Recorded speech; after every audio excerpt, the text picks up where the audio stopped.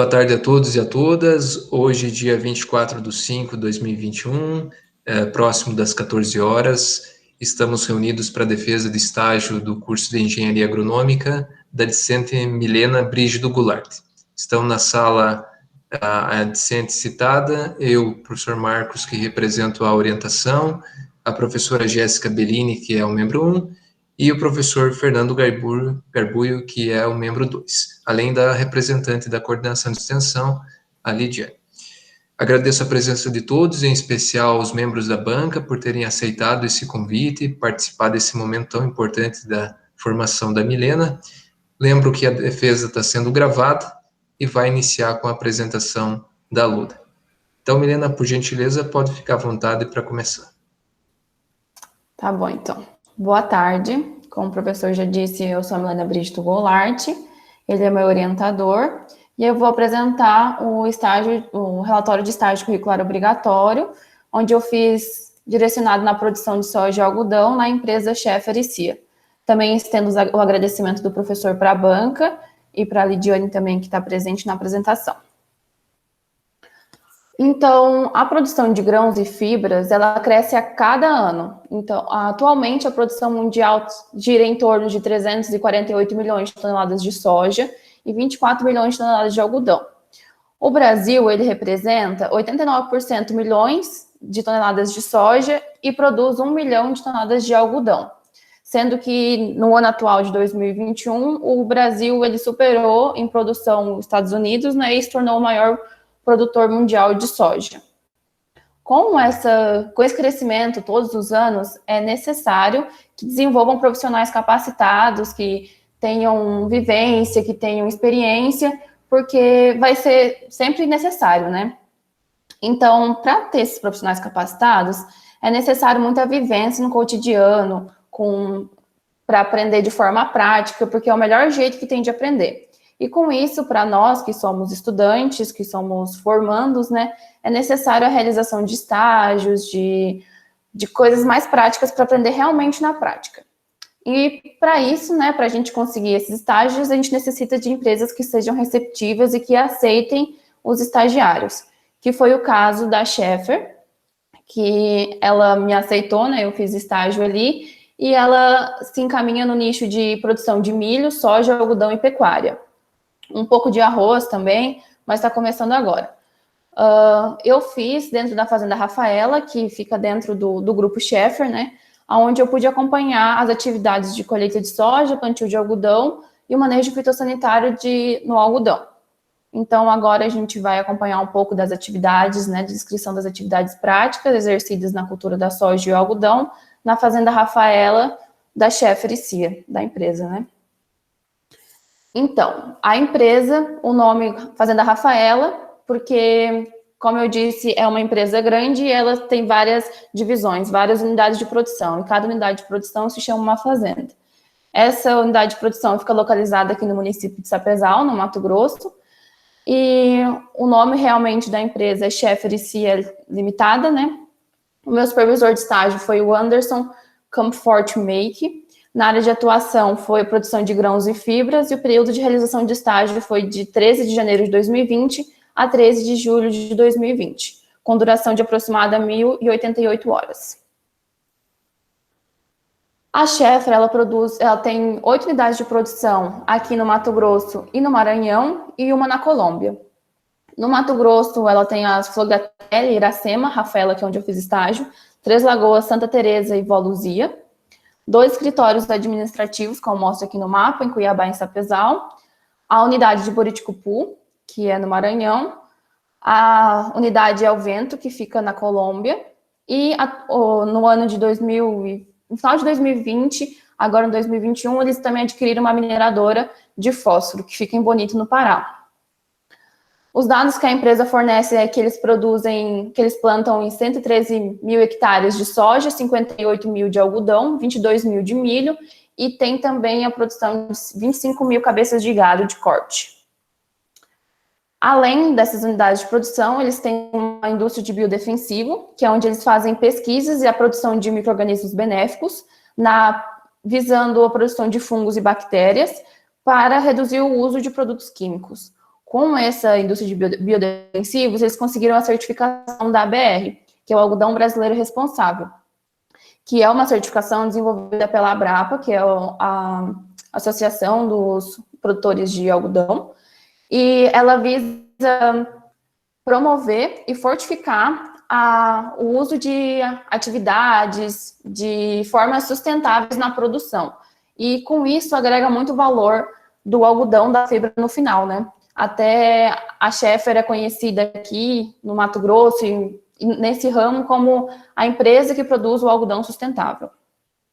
Eles também têm uma mineradora, uma sementeira própria, que é onde eles produzem as sementes, beneficiam para eles mesmos, e uma mineradora de fósforo, como eu falei, no Bonito, ela produz fertilizante fosfatado 100% natural. Agora, a infraestrutura da Fazenda Rafaela, ela tem área total de 27 mil hectares, divididos em lavoura, pecuária, área de eucalipto e área de preservação permanente. Somando as áreas de primeira e segunda safra, dá aproximadamente 29 mil hectares de área plantada. A empresa ela também possui a fazenda, né? Um silo, algodoeira, escritório, balança, barracão de defensivo e adubo e oficina mecânica. Ela é capaz de suprir tudo que ela precisa.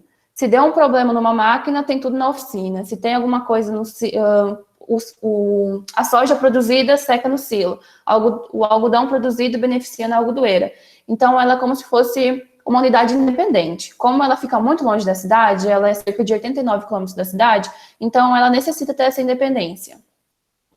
Também na área social, a gente conta com alojamento, casa de funcionário, refeitório, quadra de vôlei, campo de futebol, academia, área de lazer, justamente por esse fator de ser tão longe da fazenda, né? Tem gente que mora literalmente ali. Eles têm 105 funcionários fixos e na safra chega até 200 funcionários, com terceirizado de mecanização, de colheita, plantio, essas coisas assim. Aqui é uma foto aérea, né, da unidade de produção, só que ela é foto desatualizada. Aqui eu acho que só tem o secador, lá atrás é a fábrica de ração. E aqui não aparece. É a oficina. Hoje em dia ela está muito mais evoluída. Toda essa parte verde aqui está tudo construído já. Agora falando um pouco das atividades, né, que foram desenvolvidas e que eu acompanhei. O primeiro delas foi a integração, o DDS, o DSS e a qualidade de vida. A integração nada mais é do que um treinamento para os novos colaboradores. Foi realizado no primeiro dia de estágio, onde eles me levaram para conhecer toda a empresa, toda a fazenda, os funcionários, as instalações, as regras, normas de convivência, a entrega e também a instrução de como que usar a EPI. Perneira, luva, protetor auricular, óculos, todos os equipamentos eles já fornecem no primeiro dia. O DDS e DSS são diálogos que são realizados diariamente e semanalmente. DDS diariamente, SS semanalmente. Sobre segurança de trabalho também. O DDS é realizado todos os dias, né? Com cada equipe. Por exemplo, a equipe de plantio discute alguma coisa sobre segurança de trabalho naquela área. Equipe de aplicação, essas coisas assim. O DSS é realizado uma vez por semana, com todos os colaboradores juntos, onde também discute normas de segurança, é muito visado a parte de segurança. Ou notícias, alguma coisa assim. Sempre uma vez na semana e realizado ou pelo gerente da unidade, coordenador ou técnico de segurança. O dia de qualidade de vida era acontecido também dentro de cada grupo, né? Por exemplo, no meu grupo era dos técnicos, então cada grupo. Onde a gente trazia informação, atualização, novidade, alguma coisa assim que contextualizasse na nossa rotina, né? Nas nossas atividades diárias. Por exemplo, uma vez aconteceu, infelizmente, um acidente no menino num tanque de peixe, e lá tem tanque de peixe. Então, é uma forma não de adverter, mas de trazer, adverter, não sei se é a palavra certa, mas de acordo com cada setor. Também foi realizada a colheita da soja, que aqui no Mato Grosso, ela coincide com o período da chuva, né? Período das águas. Então, ali entre janeiro, fevereiro e março, é onde mais chove e é onde tem que ser feita a realização, né, da colheita do grão, principalmente porque a gente quer retirar a soja e plantar algodão depois, plantar a safrinha. Então, É muito complicado, o grão tem que estar totalmente desenvolvido, com uma umidade desejada, às vezes a gente tem que dessecar antes, não, dessecou, né, e não colhe com a umidade que a gente deseja, até 14% de umidade, que vai ter uma boa qualidade do grão, a gente tem que colher com um grau de umidade um pouco mais alto. Isso também só é possível porque aqui, ali na fazenda tem um silo, né, então, onde já colhe e vai direto para o silo.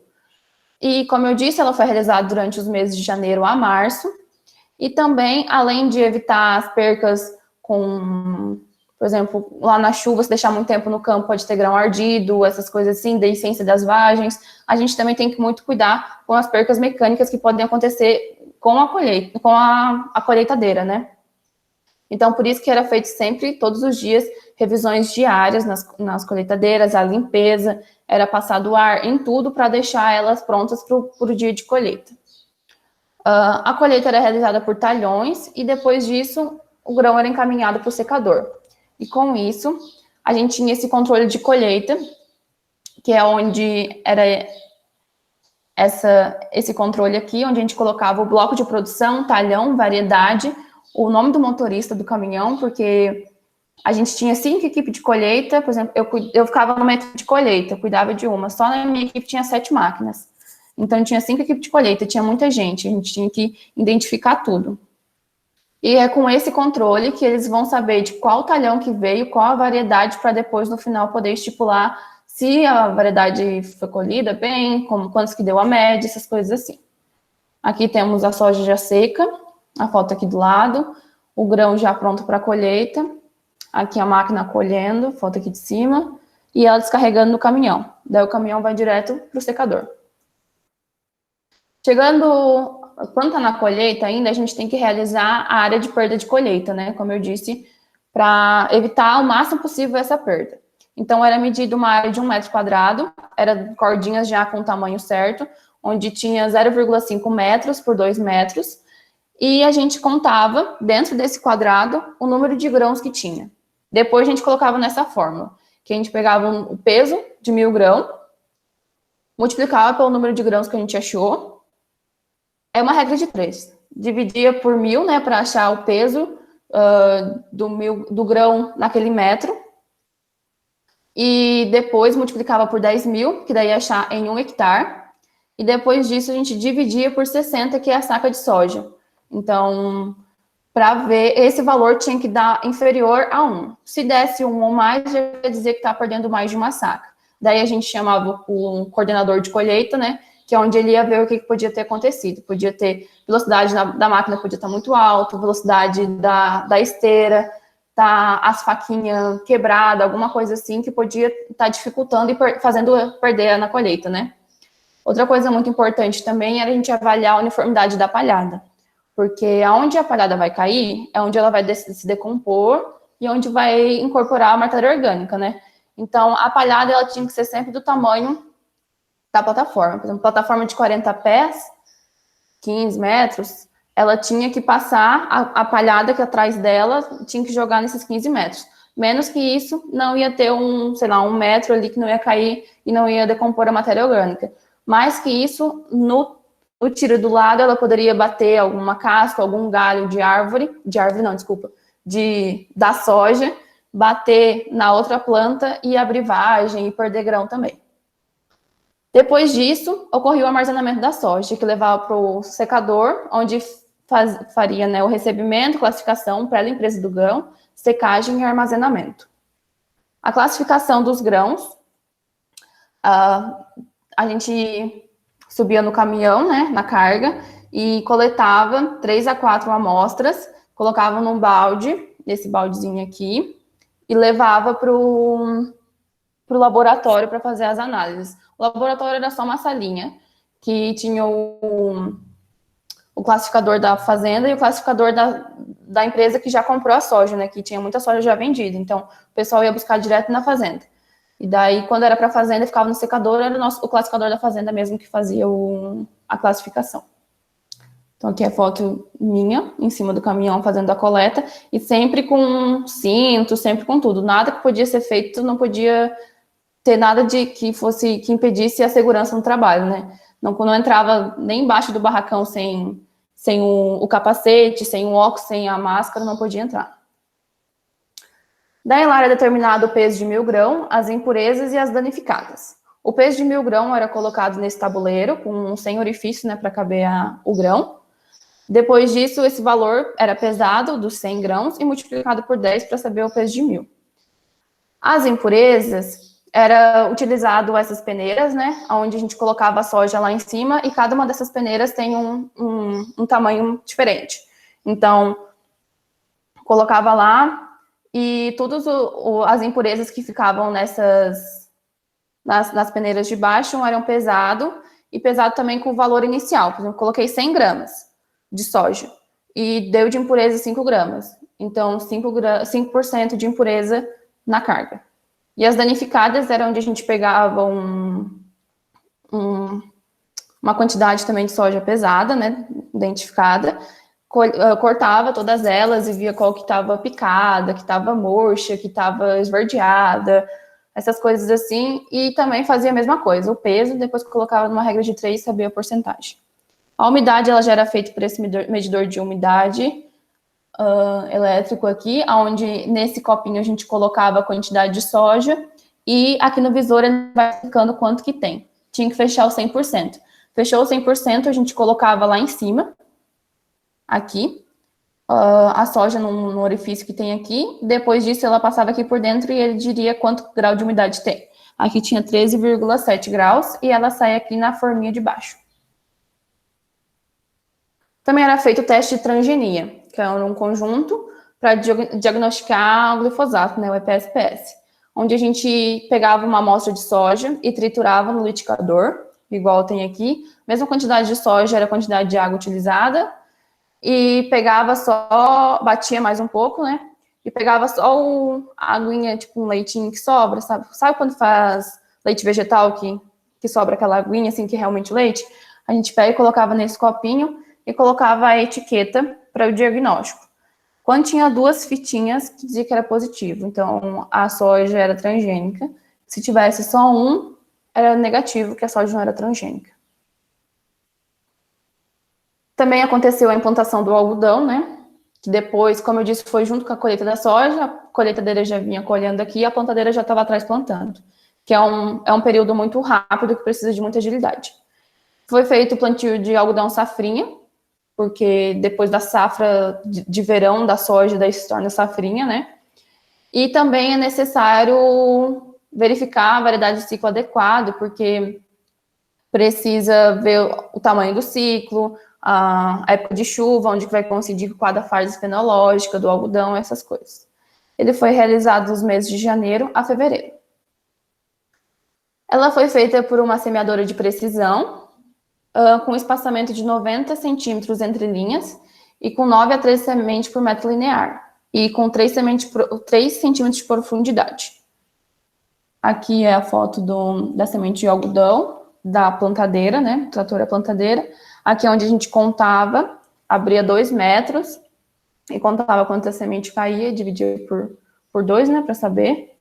E aqui é a foto da profundidade, que a profundidade passou um pouco, então nesse momento a gente também já chama o coordenador de plantio, que ele vai ver que levantar carrinho, baixar pressão de vácuo, diminuir pressão de vácuo, alguma coisa assim na plantadeira também.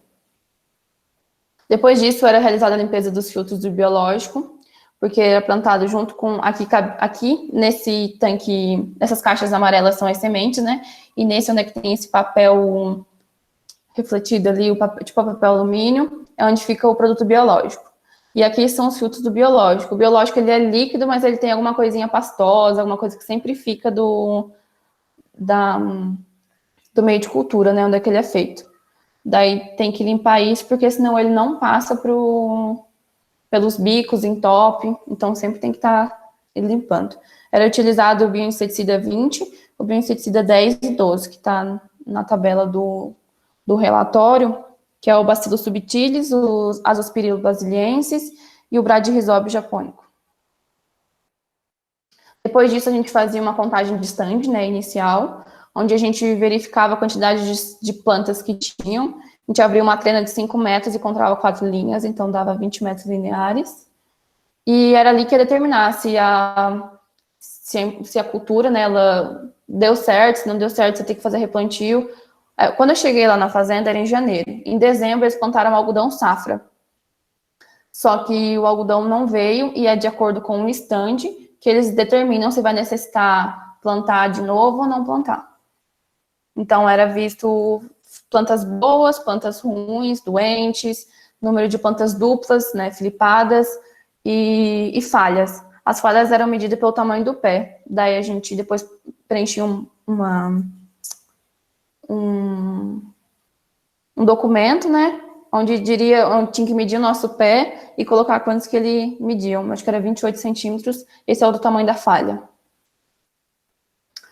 Também era realizado um manejo integrado de pragas, né, de problemas fitossanitários, onde a gente avaliava todos os dias, de manhã e à tarde, cada período num talhão diferente, o número de plantas cortadas, murchas, mortas, presença de insetos, daninha, doenças, em 10 plantas.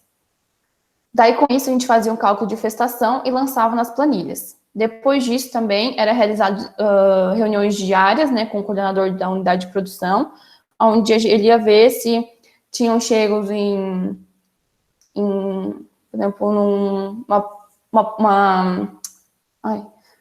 num número X, num número que extrapolou, que necessitava entrar com alguma forma de controle, né?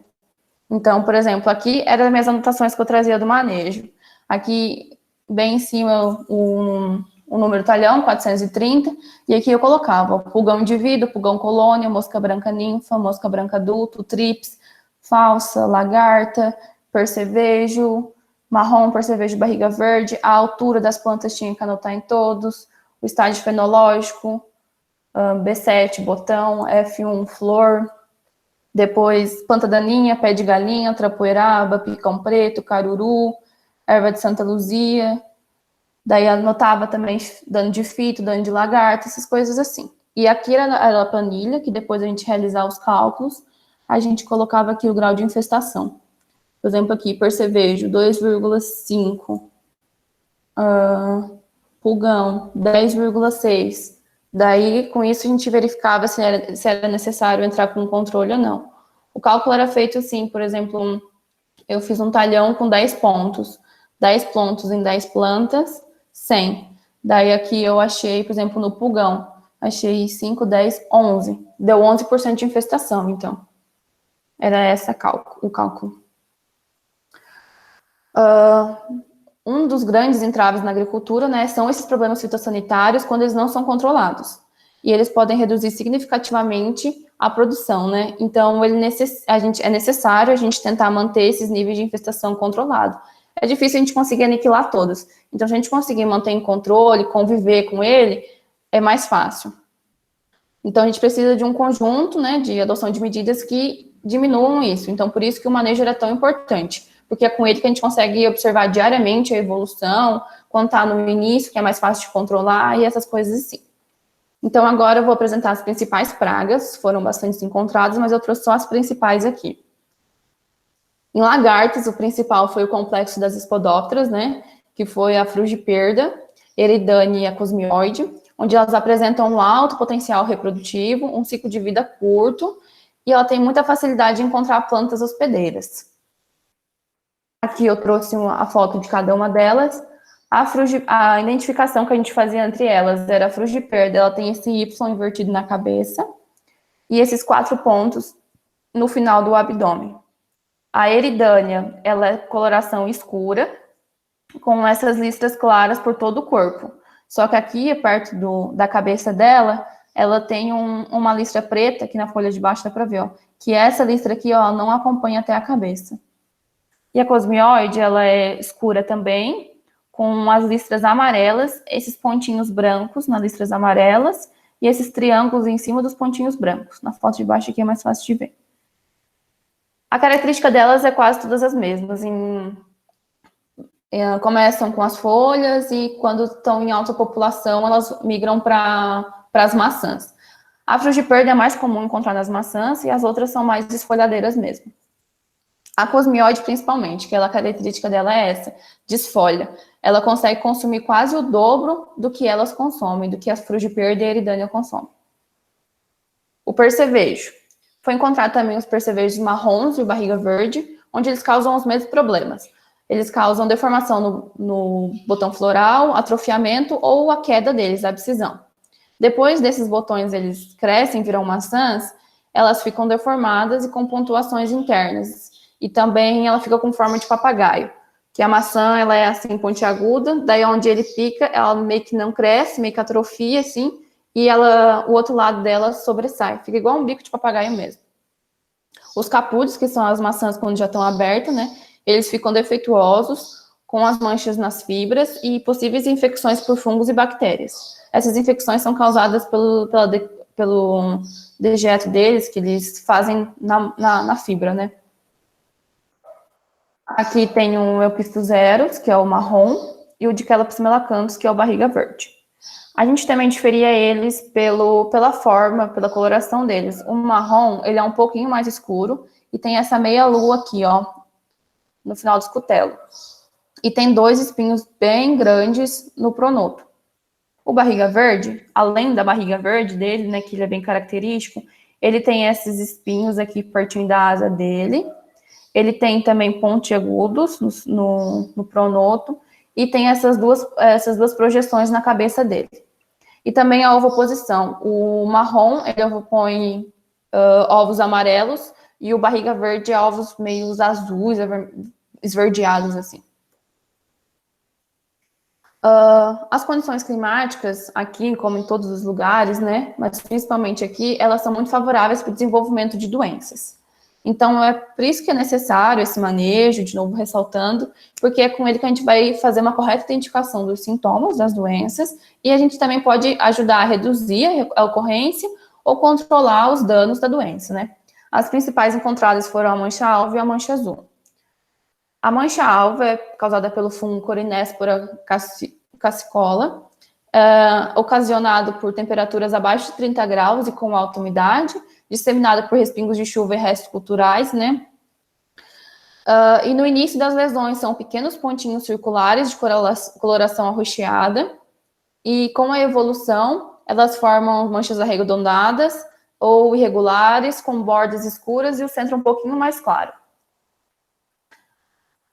Depois de ela totalmente desenvolvida, elas apresentam as manchas concêntricas, é onde que dá esse nome, né, de mancha-alvo, que realmente parece um alvo, e as folhas caem prematuramente. Lá o algodão com 90, 100 dias, a gente já consegue olhar o bacheiro dele assim, um monte de folha amarela caída, normalmente é por causa da mancha-alvo, que é o caso da desfolha. Aqui tem algumas fotos, aqui ó, os anéis concêntricos, aqui também, na foto do lado apresenta bem. E a outra é a mancha azul, como eu falei, né, que ela é causada pela Ramularia arella, que na verdade ela é a fase inicial da Ramularia, que a Ramularia a gente encontra no final do ciclo, e a mancha azul a gente encontra mais do início para o meio, que são pequenas lesões angulares, não tem esporulação, ela apresenta pequenas manchas na parte de baixo da folha, que ficam de coloração azulada. Também é ocasionado com alta umidade, acima de 85%, alta pluviosidade e temperaturas entre 25 e 30 graus. As lesões, elas são delimitadas pelas nervuras, então, de acordo com a nervura da folha, é o tamanho da lesão, e ficam com coloração branca, né, e aspecto purulento, quando ela já se tornou a Ramularia. E também causa desfolha excessiva. Aqui é uma foto, aqui aparece bem umas coisinhas azuisinhas embaixo, assim, aqui já com a evolução um pouco. Depois essas manchas, elas ficam necrosadas, né? A gente consegue ver na parte de cima da folha só a necrose. Na parte de baixo a gente consegue ver a esporulação, que é esses pontinhos brancos aqui. E aqui é uma foto de um trabalho do IMA, que é onde ele faz a comparação que esses algodões aqui, onde é que estão secos, eles não tiveram controle fitossanitário de Ramularia, né? Esses que estão verdes tiveram. Então, a gente pode ver que a desfolha é excessiva mesmo, e até acelerou o ciclo. Aqui tem vários capulhos abertos, e no do lado a gente não visualiza tantos capulhos, vê mais as maçãs. Também é muito encontrado planta daninha, também durante o manejo, que elas são oportunistas, né? Elas competem por água, luz, nutriente. São muito hospedeiras de pragas e doenças também, e elas atrapalham na obtenção das altas produtividades justamente por todos esses fatores. Os principais, teve vários também, os principais que eu vou citar vai ser o caruru e a corda de viola. O caruru é o Amaranthus palmeri, que é uma planta anual, ereta, um pouco ramificada, folhas simples e lanceoladas, inflorescência paniculada e esverdeada, que é essa da foto segunda aqui, ó, essa fluorescência aqui. E ele possui de 40 a 100 centímetros de altura, mas já encontrei caruru maior que eu. E ele está sendo muito problema agora. Eu fui viajar agora, todas as áreas de algodão que eu passava tinha muito caruru. Ele está se tornando resistente a muitos herbicidas e diz que vai ser a próxima praga, né, a próxima daninha do século, assim, que vai ser difícil o controle. Aqui é uma foto dela jovem e uma planta mais desenvolvida dentro do algodão. A Ipomeia spp, que é a corda de viola, ela é anual, trepadeira, tem um crescimento muito rápido, são folhas simples, alternadas, pecioladas, com limbo regular. A folha dela tem forma de um coração. O problema dela maior é que ela inviabiliza e dificulta a colheita mecanizada. Por exemplo, tem horas assim que a gente chega num talhão, quando é muita corda de viola, a gente vê só a corda de viola em cima das plantas. Mesmo que com a desseca, né, que tem que dessecar o algodão para colher, ainda ficam o ramo dela, né? Então, quando a gente está colhendo o algodão, a colheita do algodão é feita é parecida com uma colheitadeira de soja, de milho, que tem certinho a carreira onde é que ele vai pegar. Às vezes traz plantas do lado, embucha, então ela dificulta muito a colheita dela, da planta, da espécie cultivada, né? Então, a gente necessita, né, evitar o aparecimento desses problemas fitossanitários. Então, a gente utiliza boas práticas agronômicas, como rotação de cultura, limpeza de máquina, uso de herbicida, inseticida, fungicida, cuidado quando a gente vai fazer alguma aplicação ou alguma coisa. Por exemplo, eu chegava, às vezes, tinha dificuldade de diferenciar um problema do outro, eu chegava lá e dizia assim, isso aqui é uma fito ou uma doença. Uma fito é quando é causada por um herbicida, inseticida, alguma coisa assim. Ele falava assim, é uma fito, mas pode ficar tranquila, presta atenção que semana que vem você já vai ver uma doença. Então, a gente tem que tomar muito cuidado com isso, que as doenças, elas são oportunistas, mesma coisa que daninhas, doenças, tudo são oportunistas, então a gente tem que tomar cuidado com isso. Os dados que eram obtidos, né, nos manejos, eles eram relatados para o nosso coordenador de produção, e ali ele ia ver se interferia ou não no calendário de aplicação, porque ele já tem um cronograma de aplicação de inseticida, herbicida, tudo, fungicida, só que eles podem interferir de acordo com a necessidade nesse calendário de aplicação, né? Então, de acordo com o que a gente trazia para ele, os dados, ele decidia se interferia ou não. Também era feito o manejo de regulador de crescimento. Durante o manejo, né, a gente fazia a eficiência do regulador de crescimento. Por isso que eu media todas as plantas que eu visualizava no manejo, né, que todas no talhão é muito. Porque a planta, o algodão, ela é uma planta perene. Então, a gente trata ela como planta anual. Eu já vi planta de algodão tamanho de uma árvore. Então, com isso, ela cresce muito e ela traz muito inconveniente. Ela tem um ciclo muito longo, perene, né, vai durar anos, e tem o apodrecimento de frutos e perda de produtividade, porque ela vai crescer, não vai priorizar a parte dela de reprodução e vai diminuir tamanho de maçã, tamanho de capulho, essas coisas assim.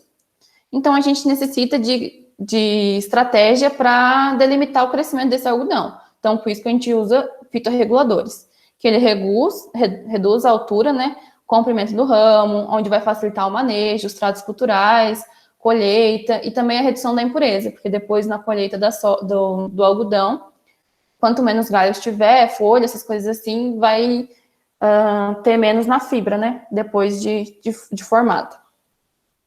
E a gente ali trabalhava com o padrão Schaeffer, que a gente chama, onde a gente era delimitado, né, onde ele escolheria a planta até com 21 nós, mais ou menos, aproximadamente, 1,20 m de altura, e crescimento diário de 1 centímetro, e também os últimos 5 entre nós, com crescimento de 3 centímetros entre os 5 últimos entre nós.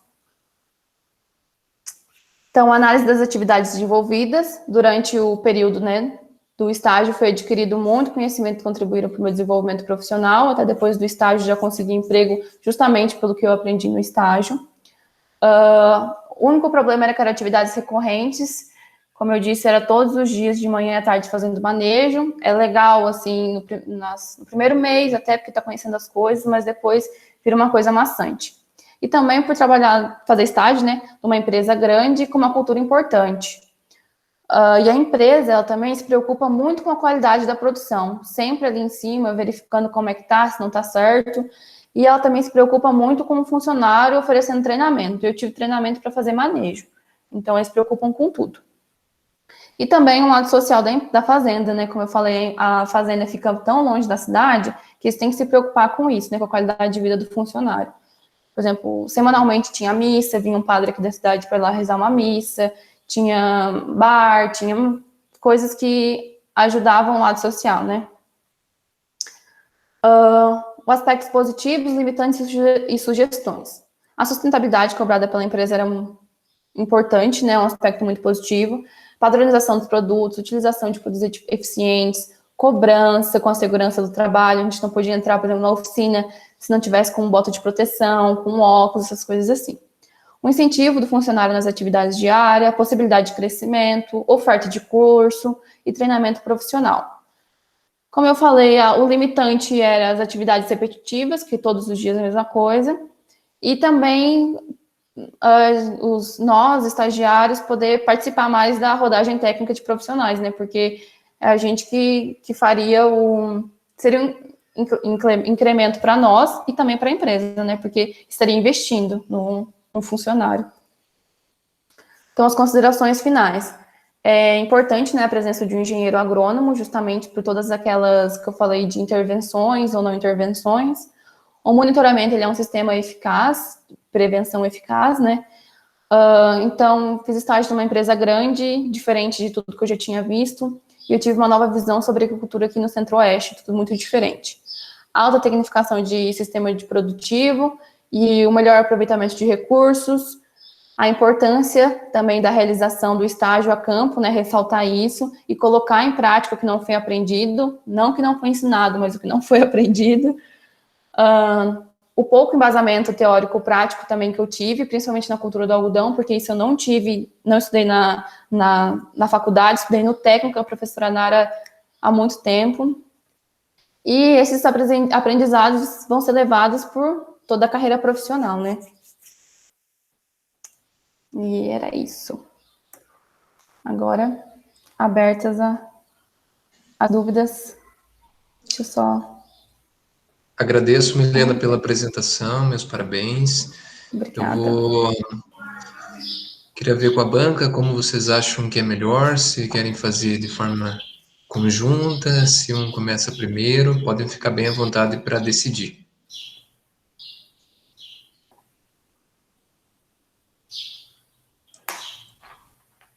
O que vocês acharem melhor, Marcos, Jéssica. Eu faz tempo que eu não participo de apresentações de estágio, então eu não sei como está o costume ou como está a dinâmica, mas como que tem ocorrido, para mim, pode ser independente do jeito, da forma.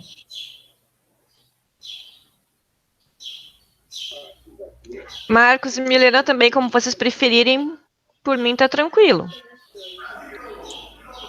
Bom, então podemos fazer primeiro um membro, depois o segundo membro, até para fazer uma complementação. Vocês decidem, quem quiser começar primeiro. Quer começar, Jéssica? Pode ser, tanto faz. Já que está mais tempo sem fazer, estiver ansioso, quiser começar, mas se não posso ser eu. Não, pode começar, sem problemas. Então, tá bom. Se tu tiver alguma coisa, alguma pergunta semelhante à minha, tu pode aproveitar e entrar junto, sim, eu acho que daí fica mais fácil. Quando os assuntos coincidirem, eu aproveito para não precisar repetir depois. Tranquilo. Isso.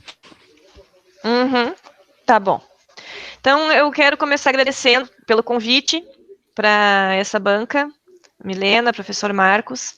É bom rever, né, as culturas lá no campo, a gente ouvir falar de novo que a gente já viveu, né? Eu não como agrônoma, digamos assim, mas na pesquisa, na soja, então é sempre bom ver a quantas anda, né? Então, agradecer aí o convite e quero também parabenizar a Milena por ter tido coragem de ir para o Centro-Oeste fazer estágio. Não são todos os alunos que têm coragem de fazer isso, né?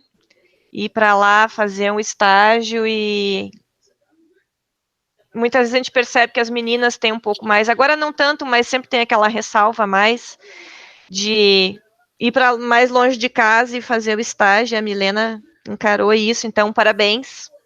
Com certeza a gente percebe que ganhou muita experiência. Está trabalhando aonde, Milena? Atualmente eu parei de trabalhar, mas eu estava aqui na cidade mesmo. Aqui em Sapezal, no Mato Grosso. Ela permanece aí em Sapezal, então. Uhum. Gostou do Centro-Oeste? Não muito, mas a parte profissional é muito boa, né? A pessoal, eu sempre falo, o Sul não se compara, mas a parte profissional aqui é muito boa. É muito diferente do que a gente está acostumado, né? Em termos de clima, principalmente, é muito diferente. Eu falei que eu acho que o que eu mais sinto saudade é do frio. Hoje está fazendo 23 graus e eu vejo gente de casaco na rua. E quando eu morava em Uberlândia, o dia mais frio do inverno foi 12 graus na madrugada. E assim, foi todo mundo desesperado comprando cobertor e blusão de lã, foi assim, bem interessante, tá? Então, deixa eu abrir aqui para as considerações. Tem algumas coisas que vocês vão ver depois, que é alguma coisinha de português, uma letrinha que faltou, vou passar por cima, que isso não é importante, tá? Uhum. Com relação ali logo no início, que tu botou Sapezal, a orientação sempre era colocar Santa Rosa do Sul, que é o local da defesa. Eu fiquei na dúvida se isso mudou e eu não percebi, não estou sabendo, ou se vocês que não, se o Marcos não percebeu, ou se fui eu que não sei da mudança. Aí eu só fiz a anotação ali, não sei se está certo ou não, tá? Então, assim, só fiz a anotação, só para com relação a uma coisa que eu anotei ali. Na verdade, professor, eu não percebi. De repente passou. Eu acho que é Santa Rosa mesmo. A gente vai colocar para Santa Rosa. Uhum. Tá, eu marquei ali, eu fiquei me perguntando, porque eu também tenho uma estagiária que está para defender no final da semana, e aí também me chamou a atenção, porque eu pensei, nossa, e se isso mudou, eu não estou sabendo, mas então, alguma coisinha sempre passa, né? Então vamos lá.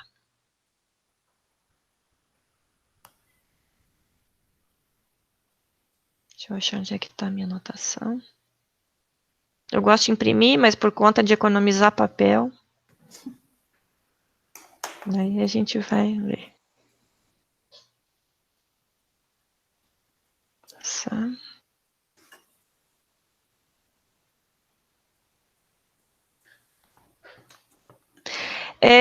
Na página 18, Milena, no início da descrição das atividades desenvolvidas,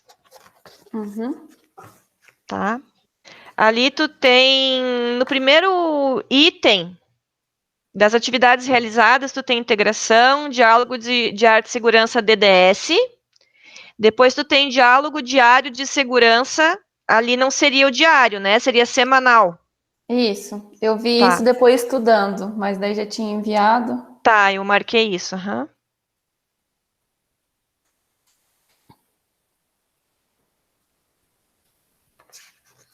O que eu marquei que acontece muito não é tu, isso acontece muito, muito mesmo, e não só com os estudantes, já acontece no mestrado e no doutorado também. Eu tive que aprender porque eu também fazia, é usar o onde quando não é adequado, tá? Onde indica lugar. Então, tu usou bastante o onde, por exemplo, onde muitas vezes é a principal dificuldade. Se tu estiver falando que no lugar é a dificuldade, tudo bem, mas se não, ele indica lugar, então tem que ter um pouquinho de cuidado, a gente faz isso muito, tá? Mas eu marquei, acho que eu marquei todas as vezes, mas se não, é uma coisa que é muito comum a gente fazer, que escapa e que estou chamando a atenção justamente porque é muito comum mesmo, tá? Tá. É que muitas vezes, do jeito que a gente fala, a gente escreve, né? Sim. E é onde... Isso. Também notei, tem que padronizar o tempo verbal, tá? Porque eu sei que a gente vai escrevendo, e aí, como tu já fez, a gente tem que entender escrever no passado, que é o certo, porque é um relatório do que foi feito. Só que, às vezes, no escrever, a gente bota no presente. Então, tu mistura o passado e o presente, e aí tem que cuidar que o tempo verbal é sempre no passado, tu já fez o estágio. Tá? bom. Daí eu marquei isso, eu arrumei comecei arrumando ali, em vez de são, eram, foi. E aí depois, como eu vi que às vezes tu botava no passado e às vezes voltava para o presente, eu marquei para destacar isso, tá? Tá. Mas, de novo, nada que seja grave.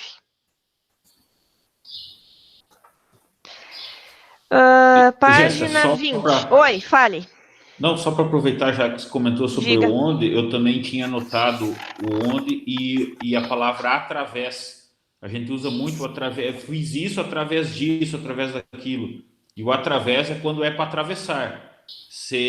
Aí você troca por meio de, por meio disso fiz aquilo. Isso a gente também confunde muito. O através quando for atravessar. Estou olhando através daquela parede, através daquele vidro, aí é através. Mas eu fiz isso através de tal método. Não, é por meio de. Então, só para aproveitar o ensejo. Uhum. Joia. Depois, na página 20, o parágrafo anterior ali às tuas fórmulas, na penúltima frase antes dele, que tu tem ali, figura 2. Tá? Então, sempre que aparecer figura, tu tem que botar ela logo que possível, se tiver espaço na folha. Se não tiver, tu põe na próxima página. Mas aqui, para mim, pelo que eu tô vendo, teria espaço, senão ela fica muito separada, muito longe de onde tu citou ela. Tá? Certo. Então, seria interessante tu botar, ou separar as fotos que tu colocou, se não me engano, 3 adiante, aparecem 3. Talvez separar ela das outras, não sei. Tá? Porque ela acaba ficando longe. Tá? E daí isso vai ter ali também, depois eu fiquei na dúvida se a próxima figura não seria 3, porque ela não tinha aparecido antes, mas na realidade ela é a figura A, de A, B e C. Então, talvez separar. Tá bom. Vou puxar para cima, não sei. Tá, daí uma pergunta agora sim, de caráter de curiosidade minha, e já para entender o que foi feito. Vocês faziam lá o teste de transgênicos. E com as tiras de papel e tal, tu descreveu ali. Eu gostaria de saber por que eles faziam isso. Eles usavam mais de uma variedade, usavam transgênico e não transgênico, ou tinha alguma área que podia ter influência, porque a imensa maioria da soja cultivada hoje é transgênica. Então, assim, por que dessa análise? Tinha soja que não era transgênica, né, que era convencional, e tinha soja transgênica. Daí, muitas vezes, eles explicaram, né, que eles faziam essa medição justamente para pagar depois os royalties, né, porque isso fica anotado, né, dentro de cada laudo. Quando acabava de cada carga, cada laudo vinha, a gente fazia impureza, umidade, tudo, e colocava se era transgênico ou não. Então, tinha sempre para colocar no laudo, eles disseram que depois era para pagar os royalties. Tá, então é interessante tu botar o porquê que era feita essa análise, tá? Porque não apareceu ali. Então, assim como eles tinham dos dois tipos, né, transgênico e não transgênico, para poder separar direitinho. Porque para mim não ficou claro, eu tinha entendido que era tudo transgênico, e aí não teria motivo de estar fazendo essa análise.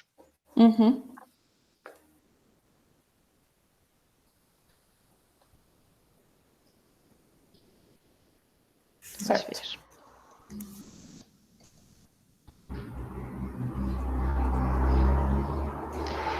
Ao final das tuas fotos, quando as fotos são tuas, é sempre bom colocar o município em que tu tirou as fotos, o município, o estado e o ano. Tá anotado, marcadinho ali. Uhum. Também nas tabelas ali, quando os dados foram os que tu gerou ou que tu pegou lá. Tá. Vamos ver.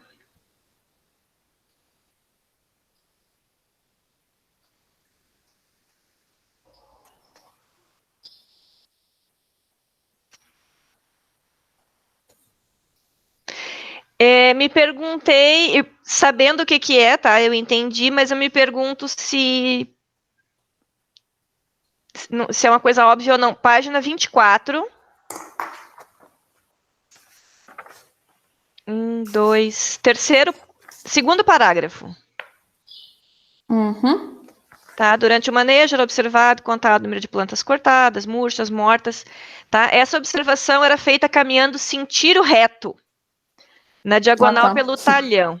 Então, assim, claro, eu sei o que é, não vou dizer que eu não entendi, óbvio, né? A pergunta só é se a gente usa, porque de início eu deixava sempre, quando os alunos usavam, eu sempre deixava os termos populares e o que realmente usa a campo. Só que era uma coisa que os colegas sempre batiam bastante em cima, que algumas coisas é mais conveniente não usar, mas eu tenho minhas dúvidas. Eu acho que fica um pouco mais até humano a escrita, tá? Mas eu não sei, assim, só estou fazendo esse comentário em função de tanto que já me falaram, porque eu sempre deixava os alunos colocarem e sempre me diziam para tirar. Então eu fiquei na dúvida, eu acho que fica pessoal, eu gosto, tá? Mas assim, só marquei, porque eu fiquei na dúvida se usa ou se não usa, então depois vocês veem se deixam ou se tiram, é só uma questão mesmo, se vão deixar ou não, vocês decidem, tá? Tá bom.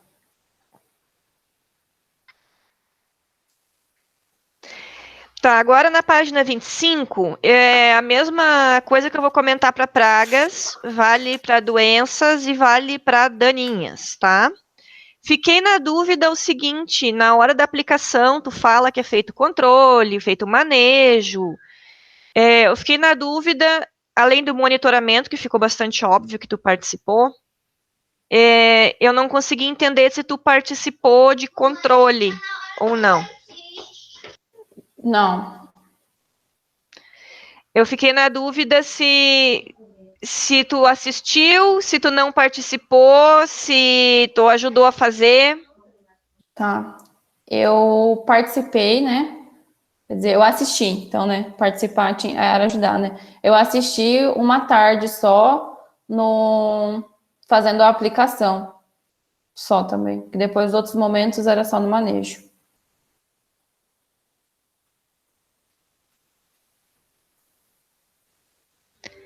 Tá, deixa eu passar o próximo, deixa eu ver.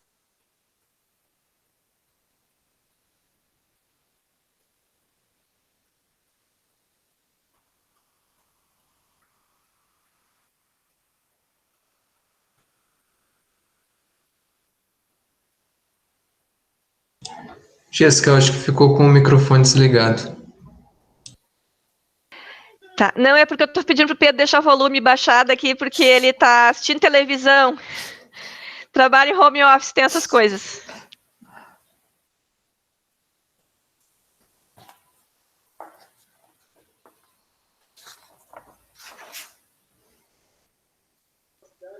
Milena, na página 28 agora, na figura 4. Uhum. Sugestão minha é o seguinte, tu tem as duas figuras ali indicando dois insetos que são bastante parecidos, mas são diferentes, né? Eu sugeriria tu colocar a figura A e B, não precisa nem separar elas, mas colocar uma letra bem grande, ou especificar que, claro, é óbvio, mas a gente sempre tem que contar que o óbvio não existe, que a da esquerda é um e o da direita é o outro. Tá. Igual naquele esquema que eu Tá? fiz naquelas 3 fotos juntos lá, né? Do azinho. Isso mesmo.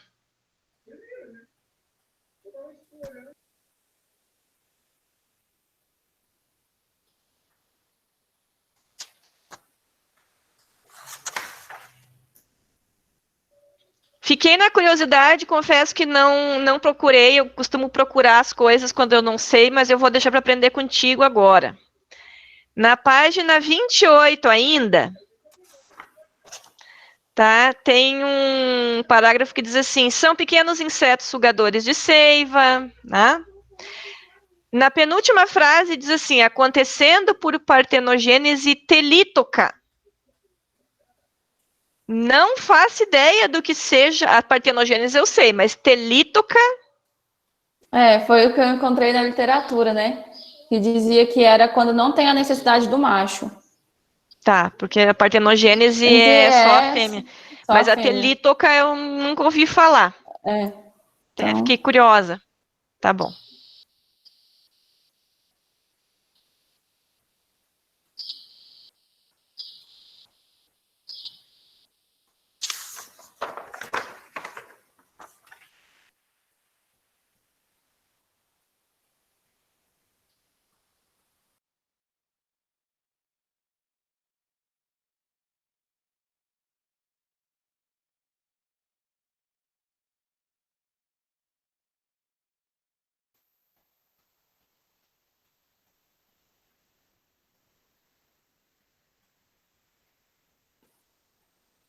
Agora eu esqueci de desligar o microfone.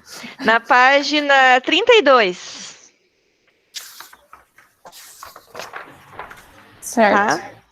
Ali embaixo das fotos, das figuras, tem mancha azul. Uhum. Tá? Daí tu diz assim, a doença mancha azul é a mesma doença da mancha de ramulária.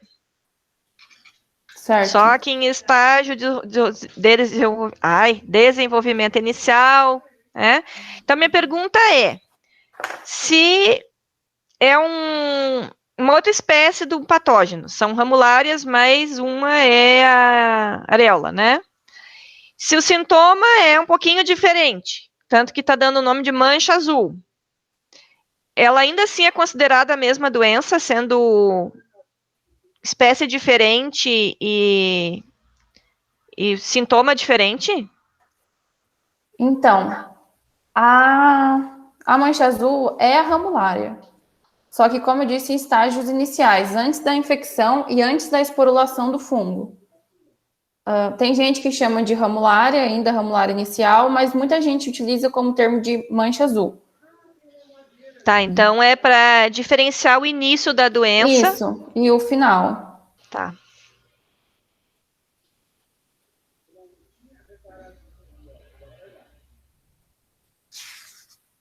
Tá, e aí eu achei o seguinte, foi falado que tinha doenças e tal, e falou só em duas. Por quê? Porque foram só essas duas que apareceram quando tu estava lá, ou foram as únicas duas de importância? Eram as duas que mais apareceram, né? Tinha mancha de alternária, tinha outras doenças, né? Só que foram as que mais apareceram, então a gente tinha optado de deixar, não sei se... Tá, porque foram as que mais ocorreram, então. Isso. Tá. Jéssica, também né, queria acrescentar algo, até com relação à apresentação da Milena. A Milena ela fez muitos slides a mais, mas a gente fez um corte assim, bem significativo para tentar encaixar dentro de um tempo de 30 minutos. Ela comentou assim, que ela tinha muitas pragas, muitas doenças que ela também tinha visto, mas a gente tentou focar mais nas principais. Tá bom. É porque às vezes, quando o aluno vê muita coisa, se for apresentar tudo, às vezes passa de hora, né? Tem isso também. Tá bom. Milena, uma coisa que tu me deixou muito curiosa, tá? É o seguinte.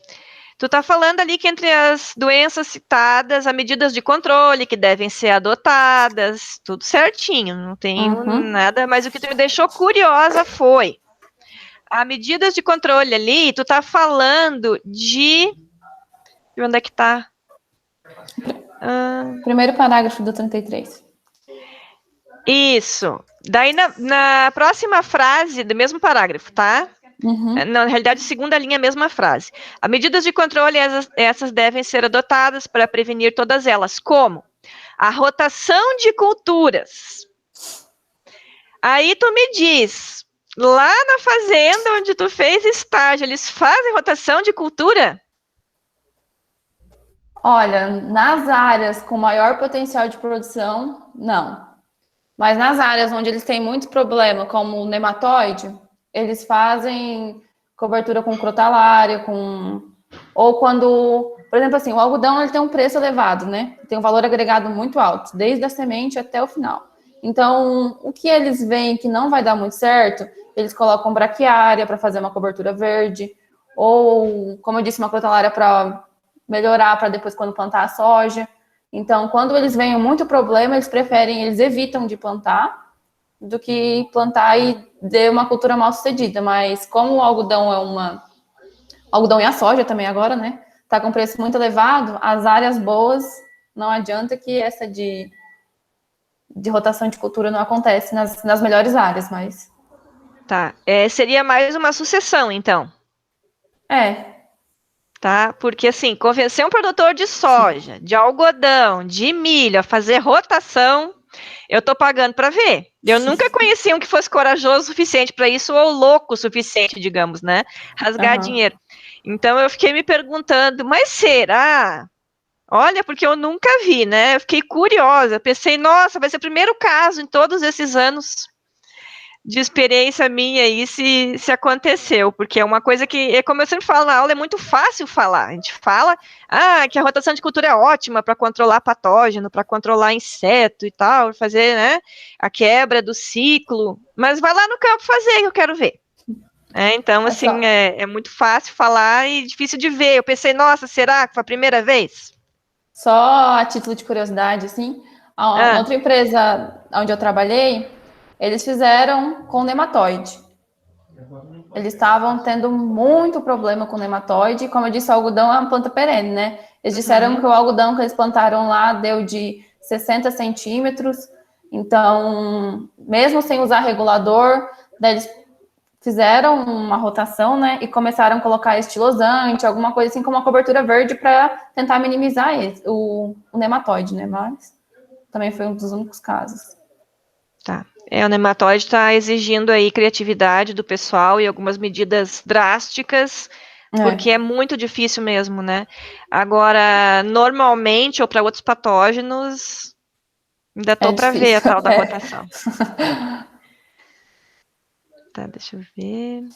Na página 35.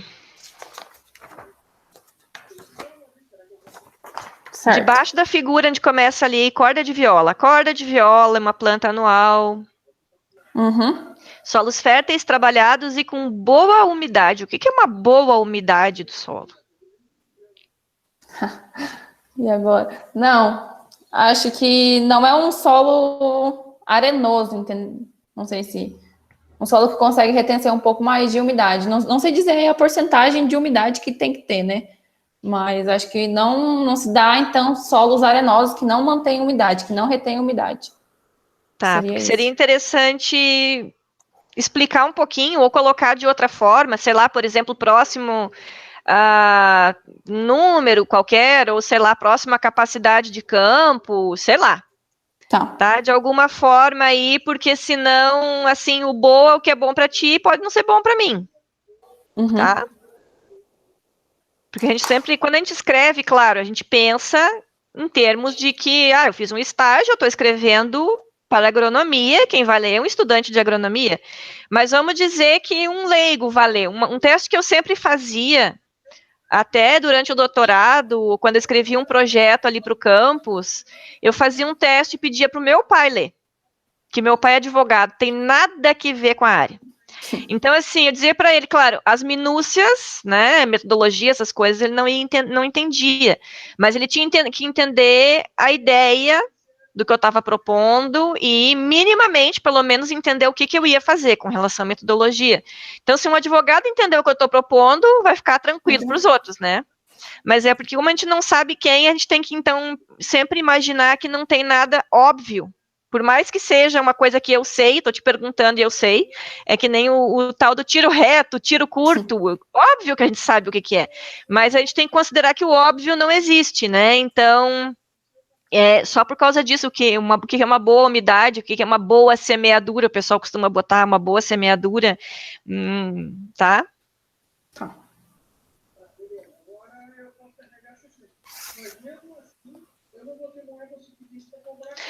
Depois apareceu uma vez como glifosato e depois na página 36 apareceu como escrito em inglês, no glifosato ali, para padronizar, ou usa os dois em inglês ou os dois em português. Certo.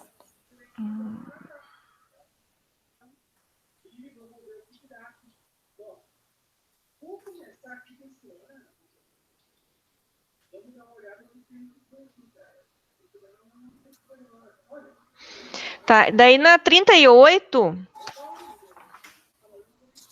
existem diversas alternativas no penúltimo parágrafo antes do manejo de regulador de crescimento. Tá. Tá? A rotação de cultura, limpeza de máquinas, uso de herbicidas, métodos de controle variados, podem ser feitos de diversas formas. Então, eu senti falta de tu dizer como. Então, tu já disse que tu acompanhou vendo, né? Tu não desenvolveu isso. Então, pelo menos colocar assim que, como tu explicou, que eles faziam a limpeza do maquinário e tal, pelo menos citar isso. Tá? E especificar que tu acompanhou, que tu viu, mas que tu fazia mesmo era um monitoramento, porque senão, assim como tá ali, eu fiquei na dúvida se tu participou ou não, ou de que forma que era feito isso. Então, pelo menos para a gente botei ali quais que tu realizou, quais deles, qual a frequência, quantos, quando, quem, tá? Então, pelo menos especificar, porque quando a gente está lendo, a gente fica se perguntando isso. Tá bom.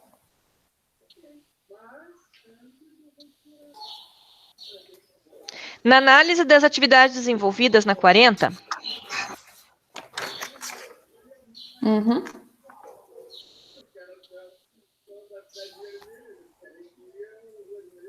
achou? Achei.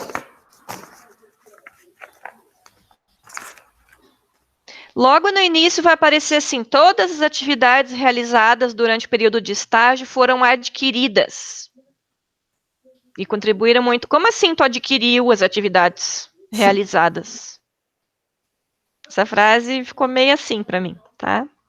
Tá. E aí no final dessa mesmo parágrafo, tu botou assim, contato com uma cultura de grande importância econômica foi satisfatório. Tá? Então, o que é um contato satisfatório? Tá? Então, de repente, sei lá, foi positivo, ou, não sei, como vocês preferirem, só porque o satisfatório... Tá? O satisfatório para um pode não ser para o outro, tá?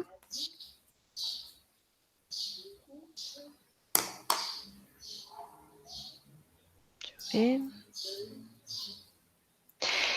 Na página 43, considerações finais. Penúltimo parágrafo. Portanto, as principais dificuldades durante o estágio foram ali o pequeno embasamento teórico e prático. Sim, a gente entende que prático, culturas que são... que estão presentes aí, por exemplo, no Centro-Oeste, nem sempre, né, que nem, por exemplo, se tu fosse para Sudeste, fosse trabalhar com café, tem coisas que para nós são um pouco mais complicadas de ter na prática para vocês verem, né, mas assim, eu fiquei na dúvida quando tu botou que o embasamento teórico e prático, eles foram pequenos, em parte, sim, a gente entende isso, mas... Tu acredita que não foram suficientes, pelo menos assim, claro, é impossível a gente ver tudo de tudo, né? Então, o objetivo do estágio é justamente esse, a gente aprender na prática e ver coisas diferentes. Acho que nem temos a pretensão de cobrir tudo, é impossível. Mas, assim, o que vocês viram durante o curso, em termos, assim, pensando agora como membro do NDE, tá? Que acabou de ser revisto o curso, a gente debateu, discutiu, carga horária, inventário. O que tu diria, assim, ó, foi, pelo menos o mínimo foi suficiente para te conseguir te virar sozinha para aprender, ou tu julga que deveria ter mais embasamento das culturas que a gente não tem no Sul, porque assim tu teve muita dificuldade no desenvolvimento do estágio por falta de aprendizado, por exemplo, com algodão, com a soja, Tá. não sei. Então, eu acho que eu tive bastante dificuldade, né? Mas tem algumas coisas que também não foram por não ter sido estudadas. Por exemplo, o algodão, como eu disse, foi uma cultura que eu vi no técnico, não na agronomia. Então, eu não sabia nada, nem de período vegetativo, nem de como que reprodutivo, não sabia estado fenológico nenhum. A planta de algodão eu também não tinha visto, na área da professora Nara tinha, mas acho que tinha até morrido na época. Então, acho que faltou bastante para mim, até coloquei ali nas duas culturas agora lendo, eu acho que faltou mais na de algodão. Na de soja, eu cheguei ainda um pouquinho no final de soja, para a colheita, eu ainda consegui desenvolver bastante coisas na soja, que até quando a gente chega lá no campo, parece que vem coisa na nossa cabeça que a gente pensa que não sabia, né? Então, acho que a soja, o que eu aprendi, eu consegui até levar para a cultura do algodão, né? Mas o do algodão faltou sim. A soja, não tanto. Não sei se eu também peguei o período. Eu pergunto porque, assim, às vezes o aluno fica com medo de dizer, pensando que vai receber reprimenda, alguma coisa, né? Mas justamente porque o curso ele é uma coisa dinâmica e a gente revê, né? Conversa com os alunos, às vezes a gente melhora para um lado, para o outro, e se é uma coisa que não foi vista, uma cultura que não foi vista, ou que tem uma lacuna aí para a gente tentar sanar, para que a gente vá resolvendo esses problemas, né? Sim, até, por exemplo, assim, em alguns requisitos, por exemplo, pragas. A gente estudou bastante, fez encetário, vimos de perto tudo. Só que as pragas que eu achei aí não foram as mesmas que eu achei aqui. Então, tive que aprender mesmo. Assim, eu lembro que na primeira semana, o primeiro dia que eu cheguei no meu estágio, o meu supervisor de estágio já começou a fazer perguntas para mim que eu não tinha, já chegou perguntando, que percevejo que é esse? Que lagarta que é essa? Teve uma vez que ele mostrou, estava na colheita da soja, o plantio do algodão. Ele mostrou uma plântula de soja para mim, pequenininha, que tinha nascido da colheita, né, que caiu e nasceu. E ele perguntou para mim, disse assim, que daninha que é essa? Só que, Jesus, não sei se eu fiquei nervosa, não lembrava nem de ter visto o estágio inicial da soja. Eu disse, e agora, o que eu faço? Daí até que eu consegui, que eu perguntei assim, daninha. Daí a gente foi desenvolvendo e disse, aqui é uma daninha, mas ela não é considerada uma daninha, né? Daí foi onde eu consegui falar que era soja. Mas eu... Então teve coisas que eu vi aqui que não tinha. Outra coisa que é ver, acabar com toda a tua confiança, é perguntar, olhar bem para ti. Tem certeza? Nossa, tu até pode ter acertado, mas a pessoa olha para tua cara e pergunta, tem certeza? Pronto, desmontou o sujeito. Eu lembro também de coisas pequenas, assim, é bem isso, que mexe com a gente que fica com medo, né? Tava no plantio do algodão e ele perguntou assim, tem 9 plantas por metro, quantos que dá no hectare? Eu disse, gente, agora, assim, eu posso usar a calculadora? Daí ele, pode. Daí ele falou, como é que tu vai fazer? Eu disse, não, vou ver quantos metros lineares tem no hectare, né? Ele, como é que tu vai fazer isso? Daí eu disse assim, dividir pelo espaçamento. Ele, quanto que deu? Deu, 11.111. Ele, tu tem certeza? Eu disse, coloquei já errei tudo, então. Mas era uma coisa que eu sabia, só que na hora não foi. O tal do tem certeza desmonta o sujeito. Então, essas eram as minhas perguntas, Milena. Estou satisfeita, não teve nada assim que na minha visão fosse grave. Coisinhas que sempre tem para arrumar, né? Alguma coisinha que escapa. É assim mesmo, todo mundo sempre tem, difícil, é impossível não escapar nada. Então, assim, te dou os parabéns de novo, ainda mais como mulher, tu ter coragem de sair, como o pessoal diz, da barra da saia da mãe, né? Aqui na minha casa, o meu irmão nunca teve coragem, nunca saiu de volta do meu pai e da minha mãe. Eu fui para Minas, quando eu fui para Uberlândia, eu nem sabia onde era, né? Eu lembro quando eu passei na Singenta, eles perguntaram, tá, e tu tem alguma coisa para nos perguntar? Eu disse, sim, eu vou trabalhar onde? Porque eu nem sabia para onde era a vaga que eu estava me aplicando. Daí eles disseram, é em Uberlândia. Eu, na época, não tinha ouvido falar em Uberlândia ainda. Aí eu disse, aonde fica isso? É Minas? É Minas. Daí que eu fui olhar no mapa. Tá, então, assim, não é todo mundo que tem essa coragem, as mulheres costumam ter menos ainda. Tá mudando, mas ainda temos um longo caminho, então te parabenizo. E tu ainda ficou por aí, então tem que ter coragem, e ainda mais quando é tudo muito diferente. Ainda que seja Brasil, né, mas é muito diferente do Sul.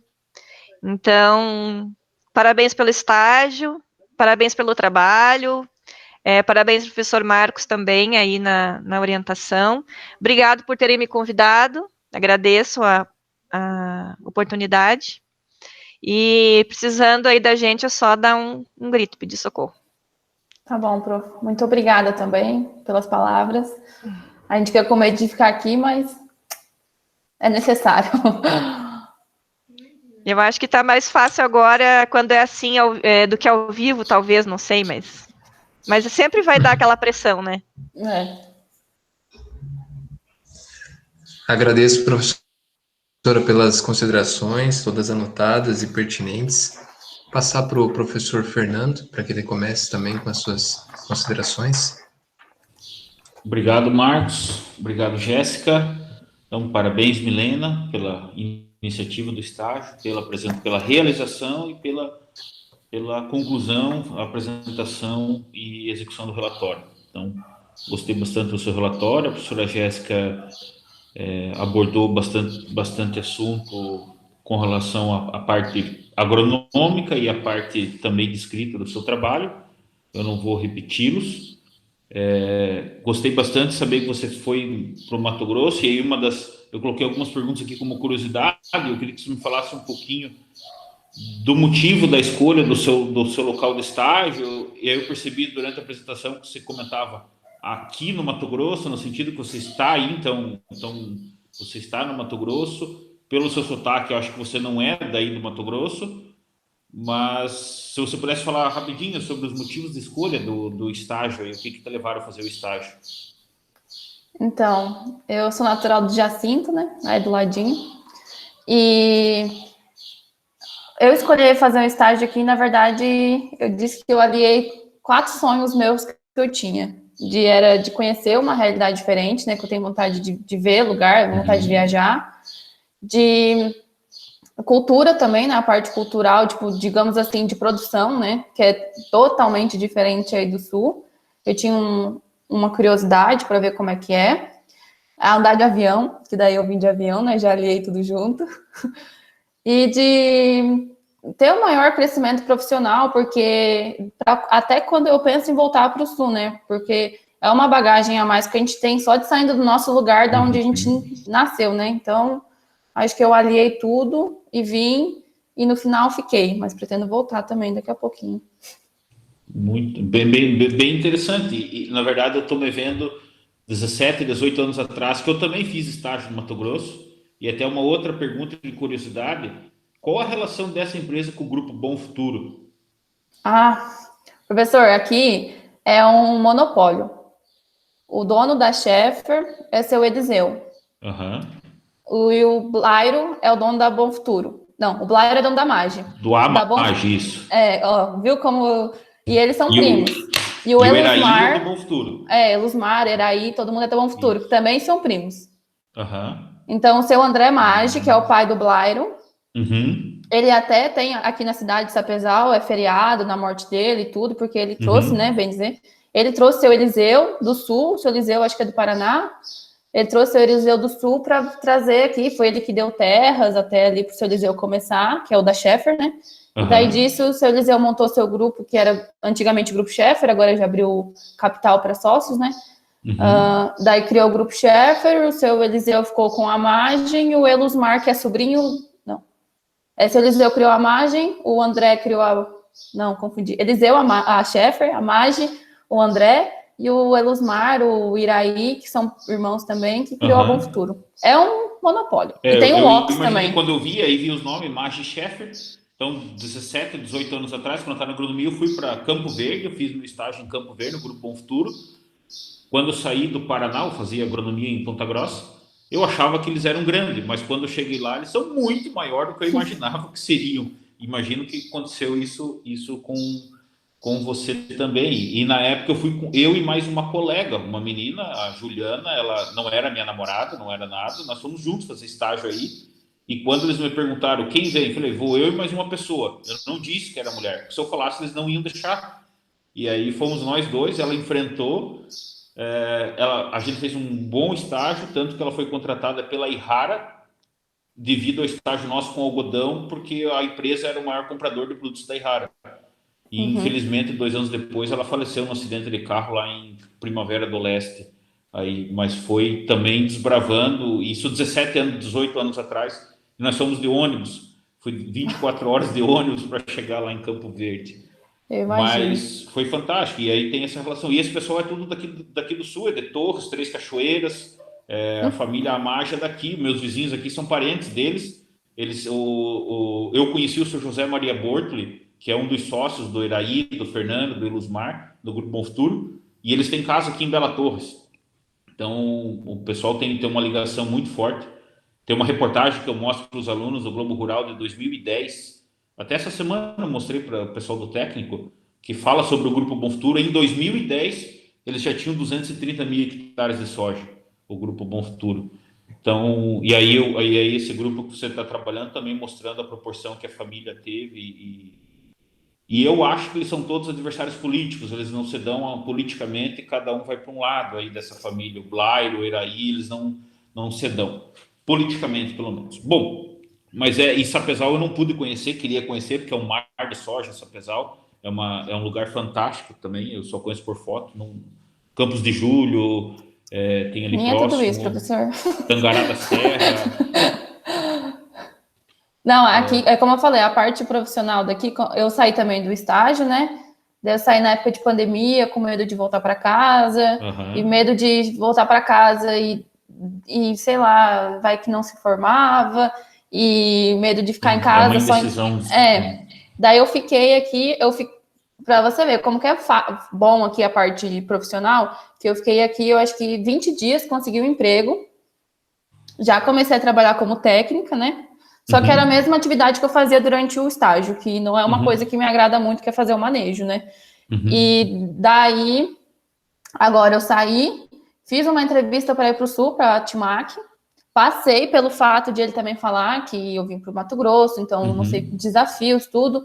Ele falou assim, não, então você vem, tá certo, sua vaga pode vir. Só que por questões financeiras eu resolvi ficar aqui, porque é muito bem mais visto, né? Eu acho que aqui é muito empresa grande que trabalha, então o salário é um pouco melhor, mas eu queria pegar um pouco de experiência e voltar, porque a parte profissional é muito boa, mas a parte pessoal aqui eu acho que é o que peca muito.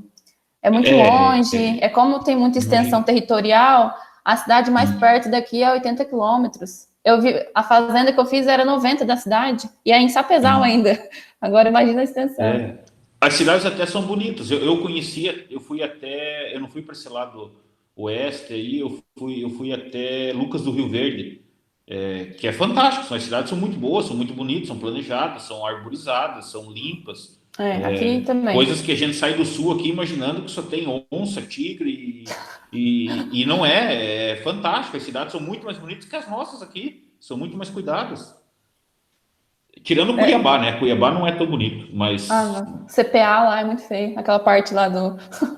Mas assim, eu quando vim pra cá, eu conversei, né? Porque como eu também vim sozinha, eu não vim com ninguém. Primeira vez que eu digo que quando eu saí, botei o pé em Porto Alegre no aeroporto, eu já não sabia mais nem quem eu era. Porque eu não conhecia ninguém, já vim sozinha.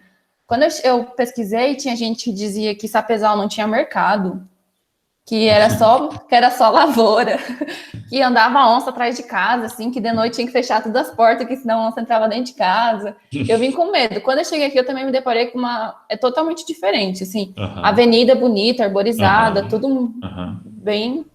É uma estrutura que é só quem vai que conhece, e só por isso já é muito valioso o aprendizado, a ida, o estágio. Eu acho que isso é fundamental. Que mais? Algumas coisas para corrigir, na tua fala você falou bastante, no texto tem algumas coisas escritas, tipo plantio de soja, vamos usar semeadura de soja, e plantio de mudas, né? Nós sabemos que é muito comum se usar plantio, na fala, no jargão, todo mundo usa, tudo bem. Mas no texto, nós agrônomos vamos usar semeadura quando tratar de semente, né? E na sua fala eu escutei muito a colheitadeira, a colhedeira. Eu tentei padronizar no texto, mas sai. E é colhedora, né? É colhedora, É automotriz, colhedora. coloquei tudo certinho ali, mas na hora de falar... mas nossa fala foi... E é comum, nós erramos, né? Eu lembro, um dos meus orientados, o Wanderson, ele falava, nós fumo, nós voltemos. Eu falei, ai, Wanderson, não fala assim. Mas e essa das máquinas, eu sempre falava para os alunos, quando você vai numa loja comprar você precisa de uma máquina lavar roupa, você compra uma lavadeira e uma lavadora na loja, né? Então, para entender o que tipo de máquina. Mas é só para corrigir, e às vezes no dia a dia a gente acaba não prestando atenção, mas numa palestra, algo assim, com o produtor não, porque é o que eles usam, mas quando você precisar se expressar numa entrevista de emprego, algo assim, é bom cuidar um pouco com isso. Com relação ao resto do relatório, tá tranquilo. Acho que é só cuidar. Tem muitos parágrafos de uma linha, parágrafos curtos. Tenta fazer com pelo menos 3 frases um parágrafo. Uma linha não, uma frase. Parágrafos com pelo menos 3 frases é importante para dar um corpo no texto, assim, para o texto ter fluidez e corpo. Você imagina um parágrafo com 3 fases, que ele tem um início, um meio e um fim, como se fosse um texto dentro do parágrafo. Te ajuda para te dar um visual, um aspecto e uma fluidez no texto. Fica bem interessante. Mas eu não vou entrar em detalhes disso, é só uma dica para você trabalhar. Você coloca ali agora algumas perguntas com relação ao teu estágio. A empresa trabalha com milho transgênico, milho convencional e milho Wox. Wox, acho que é assim que fala. O que é esse milho? Ele é um milho que ele produz um amido diferente. Ele é amido utilizado para produtos congelados, que é onde não vai mudar, parece a textura. E você chegou a ver essa lavoura? Ou não? Já tinha sido colhido? Já, onde eu fiz estágio foi pouco, né? Foi plantio 3 mil hectares de milho, mas não acompanhei o milho. Tá. Para o plantio do algodão era na sequência da cultura da soja e era feito algum trabalho um manejo de solo ou manejo cultural antes da cultura antes do algodão? O que era, como era feito o preparo? Era colhia e já entrava semeando? Colhi e já entrava semeando, não tinha nada. A soja era dessecada antes da colheita? Era. Tá, que isso não está no teu trabalho. Ah, tá. O revolvimento acontece agora, depois da colheita da soja. Não, depois da colheita do algodão, desculpa, no vazio sanitário. Então não precisava fazer o manejo de plantas daninhas porque você já tinha a própria dessecação da soja antes logo após a colheita da soja, antes do cultivo do algodão, era tudo uma sequência, né? Isso. Tudo coisa muito rápido que acontecia. É como eu disse, estava a colhedora, né, passando assim na frente e já vinha a máquina atrás. O que dava para abrir para entrar, já entrava. Você acompanhou bem a colheita da soja, pegou bem esse período, é algo legal de ver a movimentação da fazenda, é toda uma dinâmica e é o final para o produtor também, ele é o final de um período tenso de saber se vai produzir ou não vai, ainda mais no ano que você está colhendo soja vendendo a 160, 170 reais a saca, então a expectativa é muito grande. E você comentou ali sobre perdas na colheita, é algo que o Brasil hoje é um problema seríssimo, perdas na colheita, não só na colheita, mas no próprio transporte. Então nós gastamos um monte para cultivar a cultura, para produzir, e aí depois dela pronto, o grão limpinho, colhido, prontinho na planta, tanto na colheita quanto no caminhão, quanto na indústria, nós jogamos ele fora, porque é normal você ver nas beiras de rodovias, aí soja nascendo, e eu lembro uns americanos que vieram para cá, ficaram super admirados com isso, porque isso lá não acontece, eles não admitem esse tipo de perda, que é o tipo da perda boba, né? Porque isso não pode acontecer. Depois de tudo pronto, nós vamos perder por nada, né? Por nada não, mas por motivos que tem como ser controlado. E você comentou ali que era em torno de se admitia 1 saco por hectare, que é baixo, uma perda de colheita de 1 saco, é difícil isso aí. Mas quais eram os valores que vocês encontravam? O que você encontrava de perdas na colheita? Era mais comum a gente encontrar valores menores, né? Por exemplo, encontrava meia saca, 0,7 sacas, né? Pelo valor de uma saca, né? 0,7, alguma coisa assim. Quando passava, a gente avisava, chamava o coordenador da colheita. Daí, quando a gente passava de novo a máquina, a gente dava uma conferida, né? Para ver se realmente se era aquele problema, né? E sempre também 0,9, 0,8. Média Muito isso. bom, porque isso é um valor bem baixo. Isso é um valor bem baixo de perda de colheita. A gente vê aqui, você vê a soja nascendo, muita soja nascendo após a colheita. O produtor não dá muita bola, aí é velocidade, não quer perder tempo para regular a máquina. E aí você tinha quantas colhedoras? Você falou que tinha 8 só onde você estava ali. A gente começa com cinco equipes de colheita, né?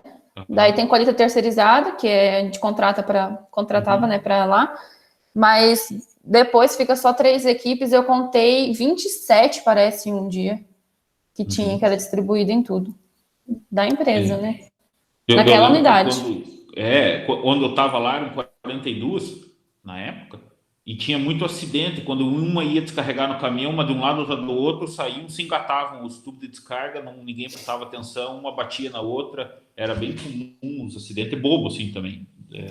Era essa uma das causas também que eles deixavam a gente como responsável na equipe. Porque daí a gente controlava. Ou se acontecer alguma coisa, tem aquele motivo, né? Vai que bate. Já aconteceu de bater no caminhão a plataforma. Plataforma de 45 pés, muito grande. Daí, na hora de entrar, ela batia no caminhão. Quem foi? Pois nunca ninguém, né? Nunca ninguém. Daí, por isso que era importante, que a gente ficava lá também, justamente por isso, para dar uma organizada. Porque a gente coloca todo esse movimento, é um movimento muito grande de pessoas, de máquinas, de trânsito para lá e para cá. Então tem que ter alguém controlando. E é só estando lá para ver esse tipo de coisa, que é difícil imaginar quem não está lá vivenciando essa movimentação. É igual, só um dia que eu passei mais trabalho, que é, como eu disse, tem uma sementeira, né? Então tinha uma variedade lá que eles iam colher, só que ela fica em outra unidade, não fica na Rafaela. Ela acho que dá uns 130 quilômetros da Rafaela a outra unidade. Chegou a 17 caminhões para eu descarregar onde é que eu estava. 17 caçamba de ALS, né, que é menor. Para organizar tudo aquilo, organizar qual é a máquina que colheu bordadura, que bordadura não vai para semente. A máquina que colheu a parte que estava com muita daninha, já não entra também. Até organizar toda a logística ali, se fosse sozinho, não desmerecendo os profissionais, claro, né, os operadores. Mas se não fosse a gente ali, eu acho que daria um bolo. E você trabalha com pessoas, e geralmente tem alguns são menos cultos, aí os caminhoneiros geralmente não são os mais educados, eles querem descarregar rápido, eles querem otimizar o negócio, e azar, eles estão ali para carregar e descarregar. Onde vai descarregar não é problema deles, e aí um caminhão descarregou no lugar errado e já dá um problemão gigante. Infelizmente, teve um desses caminhoneiros, né, como a gente estava conversando, que brigou comigo, né, porque como eu estava lá na equipe, ele foi andar com a máquina, né, só que ele era o caminhão que estava carregando. Então, a gente tinha uma logística de que o caminhão sempre acompanhava a máquina. Se a máquina descia no talhão, o caminhão tinha que acompanhar para a máquina não subir cheia, né? Sim, andar o menos possível. Andar o menos possível. Daí o cara estava dentro da colhedora, que estava lá do outro lado do talhão com 400 hectares. Daí eu cheguei lá e falei para ele, o senhor não pode realmente andar na máquina, ou quando só o seu caminhão tiver 2 ou 3 na frente, que não vai atrapalhar o fluxo. Ele saiu me xingando, entrou no caminhão, mas a gente tem que saber... Imagina, não é fácil. É só uma curiosidade, o número do talhão era o tamanho do talhão? Não. Mas tinha talhão, o primeiro talhão que eu fui tinha 480 hectares. Mas não era o número, que quando eu fiz estágio lá, eles numeravam, aí vinha o 220 do lado do 380, do lado do 408. Mas por que não tem uma sequência lógica? Não, porque cada talhão, o número dele é o tamanho dele, que era mais fácil de identificar. Ali a sequência lógica é 10, 20, 30, 40, 60, 70, assim. Entendi. Tá. E você comentou no teu relatório de estágio, falou um pouco na apresentação sobre o cultivo sustentável. O que Isso. era isso? Qual que era o objetivo? Como que a empresa tratava isso? Era exportação direta? O que era de soja, milho, algodão? Algodão. Algodão. Soja também, mas principalmente no algodão. Como eu falei, aquela certificação que eles tiveram ali, do algodão sustentável, é onde eles não, quer dizer, na verdade, tentavam utilizar o mínimo possível de produtos químicos, né?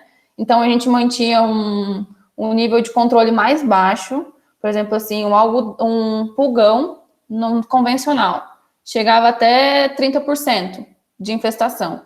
No sustentável, a taxa até onde chegaria esse índice era menor, até 10. Depois disso, a gente entrava com os produtos biológicos que ia produzido na fábrica da Schaeffer. Daí, realmente, quando não tem mais como, daí era entrada com produto químico. Mas daí, esses talhões eram aproximadamente 1.000 hectares, que era só para isso, era uma linha também, tipo 220, 30, 40, 50. Eram colhidos separados, quando chegava na algodoeira, era separados também. E eles têm uma algodoeira central que eles traziam para cá, aqui na cidade, e eles diferenciavam, colocavam eles separado, porque eles têm um valor agregado maior, né? Até atualmente a Schaeffer, ela ganhou outro selo, que é um Renegar, uma coisa assim, que é nessa fazenda onde que tem a unidade, onde que tem a fábrica, que foi a primeira fazenda onde consegui utilizar todas as práticas de forma sustentável. Então, para eles é um dinheiro muito grande. E a ideia era aumentar essa área? Eles têm uma notícia acho que é na Veja, que saiu do Giliard, que é o filho, né, do seu Eliseu, que falou que eles ganharam 5,8 milhões, trilhões, sei lá, só com essa fazenda que ganhou o selo. Porque daí eles aumentam, né? O valor agregado no final. Sim, sim. E é uma nova não, isso não é nada novo, isso só está sendo aplicado, mas é uma alternativa, uma busca para você tentar minimizar alguns impactos ambientais que são causados, né? Uma tentativa. Muito bom. Acho que era mais ou menos isso. Você comentou sobre o algodão na agronomia, sobre o que você viu, vivenciou de algodão durante o curso. Eu também, quando estive aí no curso de agronomia que eu fiz, também foi uma surpresa. Essa questão, eu achava interessante essa questão do monitoramento para aplicação do regulador. E o algodão é uma planta que cresce muito rápido. Sem aplicar, ele cresce 5, 10 centímetros por dia. Se você não cuidar, se aplicar no estágio errado, ou ele fica naninho, ou ele fica não. Se aplicar a dose errada, qual são os nomes qual o principal regulador de crescimento que estavam usando? Aqueles usavam o Pix, o Tuval. Pix, o Tuval. Esse 17, 18 anos atrás eram os mesmos. Triexapaquetil. Não sei o princípio ativo. Mas a gente usa também no trigo, também está sendo usado no trigo como regulador de crescimento, né? Eles usaram esse ano nessa mesma unidade que eu fiz, agora na soja, para a soja, porque ela estava muito alta, estava acamando. Eles também utilizaram. Porque são hormônios, né? São controles hormonais. Tá. Basicamente era isso. Parabéns novamente. E aí é fácil de perceber o teu empenho no fazer o estágio, a realização do estágio, o teu comprometimento com relação ao estágio, aquilo que você coloca como um dos problemas, que é a repetição, que é claro, a gente quer sair, quanto mais coisa nova ver, você não quer ficar vendo, você sabe que você vai ficar 3 meses, 4 meses, 5 meses, você não quer que todo dia fazer a mesma coisa, porque você quer aproveitar e ver outras coisas, né? E você vê gente indo fazer algumas atividades que você fica limitado em lá, porque você tem que ir monitorar praga, andar na lavoura, monitorar pulgão, de novo, e de novo, e de novo. Mas isso também faz parte, é a vida real, é algo que você está tomando contato. Acho bacana, a empresa teve muitos cuidados, a gente tem muita preocupação, e o Marcos e a Jéssica não me deixam mentir, que tem muitos alunos que às vezes chegam nas empresas e fica varrendo o barracão, o trabalho dele é varrer barracão, é arrumar ferramenta, organizar sacaria, então... E é lógico que isso também parte do próprio aluno. O aluno também tem que ter atitude, também tem que chegar no momento, eu quero ver isso, eu quero ver aquilo. Também tem o lado do estudante buscar alternativas quando vê que o troço não está tão legal. Ou ficar só no balcão da empresa entregando produto. Então, tem muito estágio que acaba sendo não tão interessante por vários motivos. E muitas empresas que não estão habituadas, elas não sabem tratar o aluno, não sabem tratar o estagiário, pensam que aquilo é mais uma incomodação para eles, eles têm que gastar tempo ensinando alguém de algo que a princípio eles não precisariam fazer isso. Então, bacana da empresa nesse sentido. E essa aventura sua aí no Centro-Oeste, pode saber que do mesmo jeito que eu não esqueço quando eu fui 17, 18 anos atrás, estive aí fazendo estágio, tenho certeza que você também não vai esquecer e vai se lembrar muito disso. Espero que você aconselhe seus colegas, também compartilhe com eles essa tua experiência e a gente não desmerece o estágio, não é porque quanto mais longe melhor o estágio, não tem nada a ver, é cada um que coloca ser disponível para fazer algo um pouco diferente daquilo que é o cotidiano normal. É lógico que ficar próximo à casa, você deixar cinto, fazer o estágio na Copérgia, talvez seria um pouco mais fácil, não tenho nem dúvida, mas você se dispôs a ir para o Centro-Oeste, e esse teu pensamento de ficar um período e voltar, não é só seu isso aí. Tenho certeza que colegas da Jéssica também aconteceu a mesma coisa no tempo de faculdade, os meus também, do Marcos também, muitos foram para lá e já voltaram, alguns conseguiram formar família e ainda estão lá, mas muitos. E a oportunidade, ela existe. Então, parabéns novamente, espero que você consiga ter um bom trabalho aí e tenho certeza que logo volta ou fica, não sabe, a gente não sabe o que pode acontecer, né? Independente de qualquer coisa, mas a tua formação é para isso. Você tem opção, você tem as opções, você tem as ferramentas. Aí agora você vai decidir do lado pessoal, do lado financeiro, qual vai ser a melhor opção. Mas o importante é ter opções. A vida da gente, a gente abre portas e tem as opções. Então, e a instituição proporcionou isso, e você tem todo o mérito de ter conseguido aproveitar essas opções. Então, parabéns novamente. Muito obrigada, professor. Até falando, dá até vontade de chorar, porque às vezes as pessoas pensam que é fácil, né? Não. Sair de casa, sei lá, alguma coisa assim, mas Obrigada. E outro dia eu conversei com meus alunos da disciplina de física e conversei um pouco sobre sair fora, tanto fora do Brasil quanto não.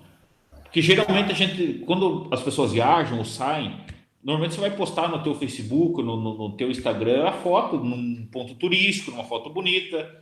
Mas e aquela hora que você chega em casa sozinho, que você sente saudade da família, que você fica doente, que aí não vale a pena contar para a mãe que você está doente, porque é só para a mãe ficar, minha filha, então vem embora. Não, isso não ajuda, isso só piora.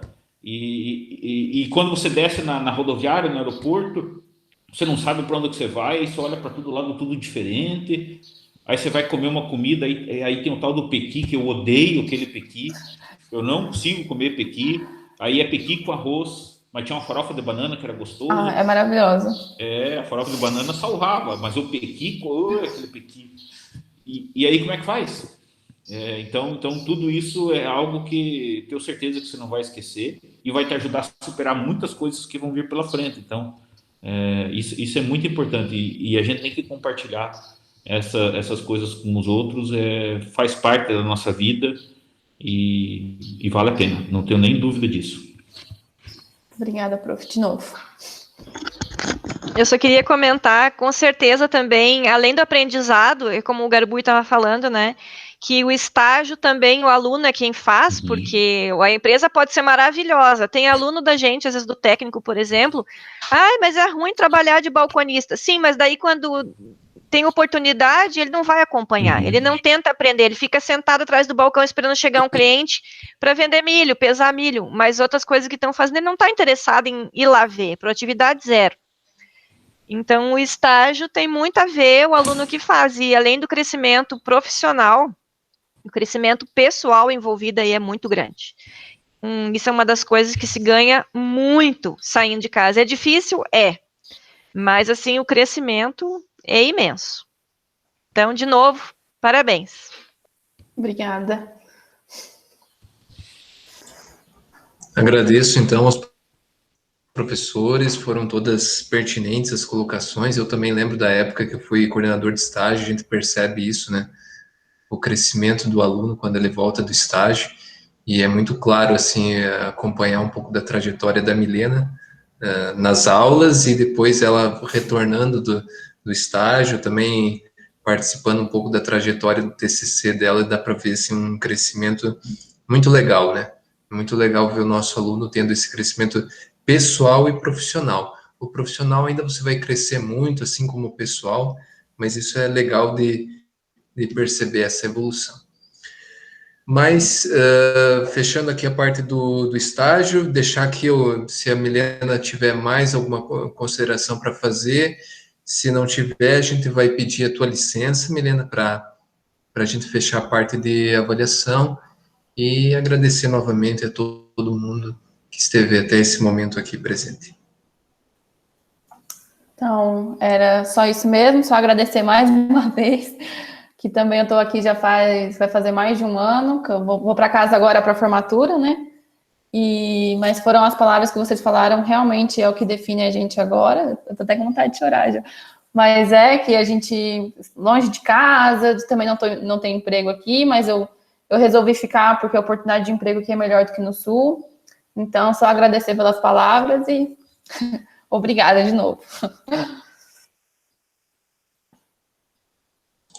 Certo, então, Milena, muito obrigado. A gente vai pedir a tua licença, tá? E para a gente vou parar a gravação e a gente vai fazer a tua avaliação. Tá bom, então. Obrigada. Tchau, tchau. Tchau.